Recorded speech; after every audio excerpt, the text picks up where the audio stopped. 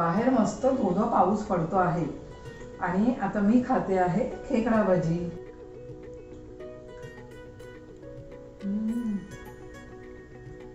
मस्त चटकदार मिरची। वाव, काय झालंय बेत, मस्त अगदी। पावसाळा म्हटलं की गरमागरम चहा आणि गरमागरम खेकडा भजी ह्याचं एक अतूट असं नातं आहे। स्वादिष्ट मराठी किचनच्या मागील भागात आपण गुळाचा बासुंदी चहा पाहिला असेलच, नसेल पाहिला तर आमच्या डिस्क्रिप्शन बॉक्समध्ये जाऊन तुम्ही चेक करू शकता। अजिबात पाणी न वापरता ही खेकडा भजी किंवा कांदा भजी कशी बनवायची ते आता मी तुम्हाला या व्हिडिओद्वारे सांगणार आहे। चला तर खवय्यांनो, आमच्या स्वादिष्ट मराठी किचन मध्ये जाऊया। त्याच्यासाठी लागणारं साहित्य आपण बघूया। मी 2 मोठ्या आकाराचे कांदे पातळ उभे चिरून घेतलेले आहेत। त्यानंतर इथे कांदा भजी कुरकुरीत होण्यासाठी 2 टेबलस्पून तांदूळ पिठी, धणे, हिरवी मिरची आणि आलं हे मी कुटून घेतलेलं आहे। त्याच्यानंतर लाल तिखट, हळद आणि मीठ चवीसाठी आणि बेसन आणि हे चिली फ्लेक्स। सगळ्यात आधी कांद्यामध्ये थोडंसं मीठ,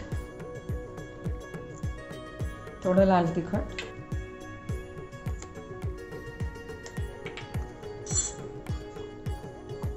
हे छान मी मिक्स करून घेणार आहे। मीठ आणि तिखट लावल्यामुळे कांद्याला छान पाणी सुटेल आणि छान असं मस्त हाताने चुरून घ्यायचं आहे।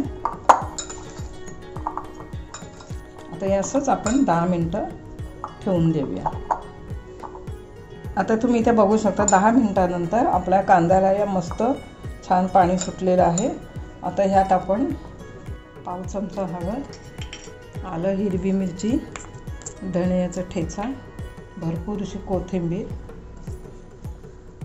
थोडं 1 चमचा चिली फ्लेक्स,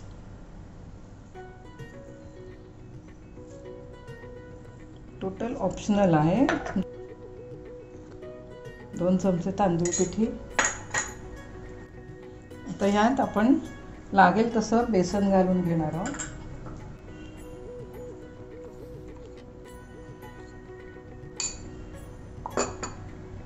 आता हे हाताने छान मिक्स करून घ्यायचं आहे।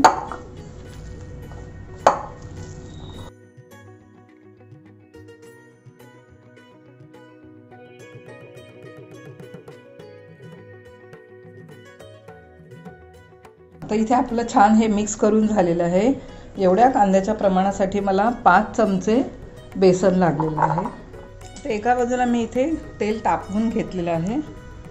आता या खेकडा भजीला विशिष्ट असा आकार नसतो, म्हणून त्याला खेकडा भजी असं म्हणतात। जसं आपण पीठ हातात येईल तसं तेलामध्ये भजी टाकत जायचं।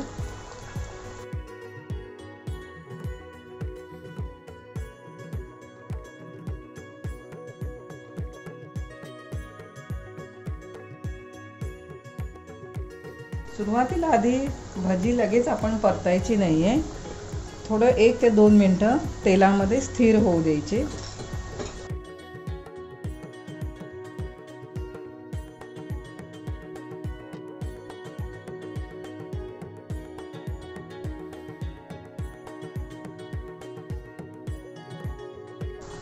तुम्ही बघू शकता आता आपल्या भजीला या मस्त कलर आलेला आहे, अगदी गोल्डन ब्राऊन झालेले आहे। आता इथे आपली खेकडा भजी छान कुरकुरीत तळून झालेले आहे। हे आपण आता टिश्यू पेपरवर काढून घेऊया।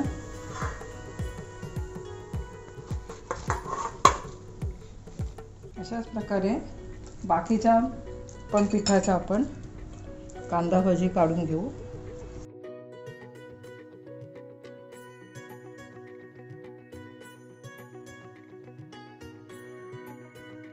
आता आपण हा भजीचा दुसरा घाणा पण काढून झालेला आहे। बाहेर जसं गाड्यांवर दाखवतात तशा मिरच्या मी इथे तळून घेणार आहे।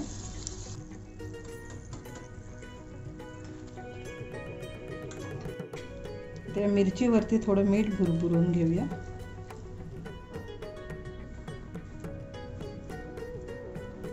आता आपली इथे खेकडा भजी तयार झालेली आहे. हे तुम्ही सॉस, पुदिना, कोथिंबीर ह्याच्या चटणीसोबत देखील खाऊ शकता. चॅनलवरचे सगळे व्हिडिओज तुम्ही नक्की पहा, शेअर करा, लाईक करा आणि चॅनलला देखील सबस्क्राईब करा आणि बेल आयकॉन दाबायला मात्र विसरू नका. धन्यवाद.